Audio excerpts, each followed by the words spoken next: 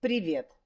Сегодня я покажу вам пределы храма Гроба Господня, принадлежащие армянской конфессии. В два из них доступ туристам и паломникам закрыт и требует специального разрешения. У нас это разрешение есть. Но сначала немного истории. Армянское присутствие в Иерусалиме фиксируется уже в IV веке. Приняв христианство в качестве государственной религии в 301 году, Армения стала первой христианской страной, и паломничество на Святую Землю приобрело системный характер.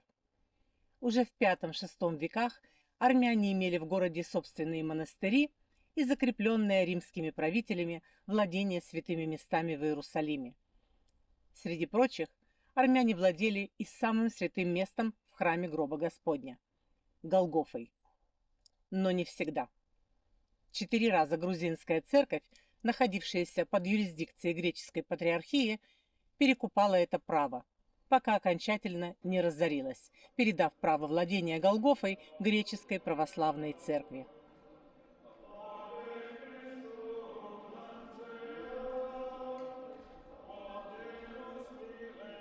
А что же армяне? Они покупают верхний предел храма Гроба Господня с 3 арками, смотрящими на Кувуклию, и 2 окнами, смотрящими во двор храма. Вход в этот предел паломникам и туристам без специального разрешения закрыт.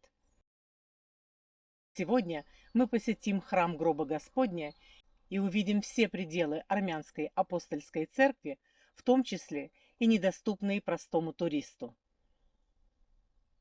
Войдя в храм Гроба Господня, мы поворачиваем налево, и первое, что мы видим, это предел 3 Марий. Считается, что с этого места наблюдали за распятием Иисуса на Голгофе 3 Марии. Мария, мать Иисуса, Мария Магдалена и сестра матери Иисуса Мария Клеопова. Именно в этом месте, видя страдания Иисуса, Богородица упала в обморок. За этим пределом узкая лестница ведет на армянскую Голгофу. Сегодня у нас есть уникальная возможность увидеть этот предел.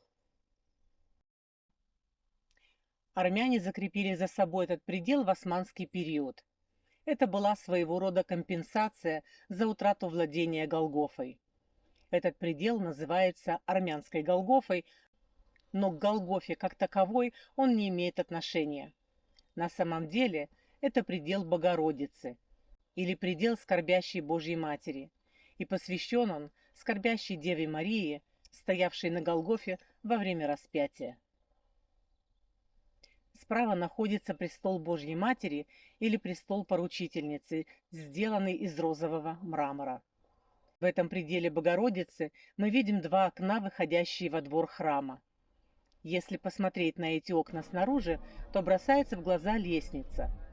Это так называемая недвижимая лестница, которая стала символом статус-кво, согласно которому ни одна деталь в храме не может быть изменена без согласия всех конфессий. Окно и лестница принадлежат армянам, а карниз – грекам. И находится эта лестница здесь как минимум 300 лет. Но вернемся в предел и обратим внимание на пол, который украшен прекрасной мозаикой. Сцены этой мозаики взяты из Святого Евангелия и копии древних армянских мозаик разных церквей.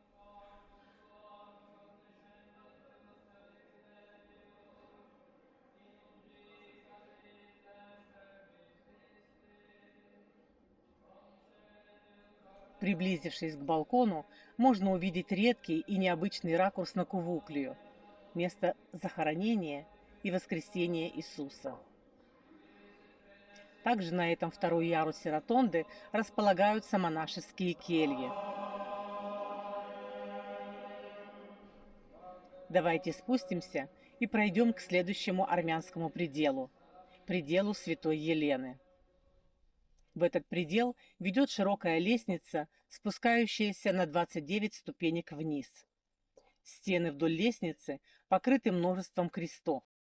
Раньше считалось, что их оставили паломники, но современные исследования показывают, что это работа профессиональных мастеров-резчиков Средневековья, вероятно, выполнявших заказы паломников.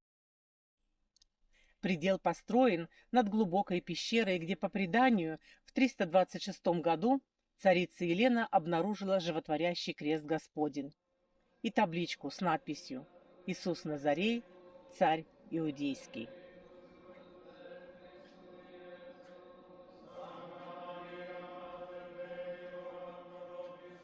Потолок поддерживают 4 византийские колонны.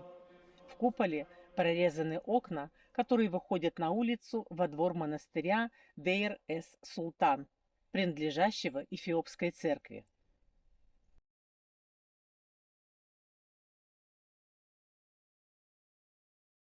Пол украшен современной армянской мозаикой.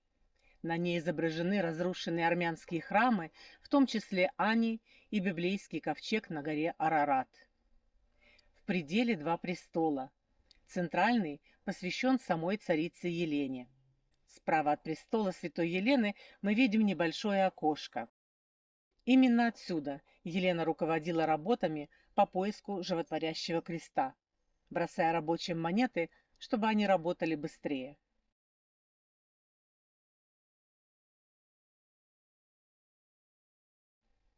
Левый престол посвящен благоразумному разбойнику, который был распят справа от Христа и, раскаявшись в содеянном, получил от Иисуса обещание рая. Левее мы видим дверь. За ней скрыто уникальное помещение, доступное только по специальному разрешению. Это помещение было обнаружено случайно во время реставрационных работ всего каких-то 50 лет назад. Сколько раз вы проходили мимо этой двери и не знали, что за ней находится? А находится здесь секретный предел, относящийся к армянскому патриархату. И здесь скрыта уникальная находка. Сегодня я вам о ней не расскажу, но вы можете по ссылке перейти на предыдущий ролик и посмотреть, что скрывается за этой дверью.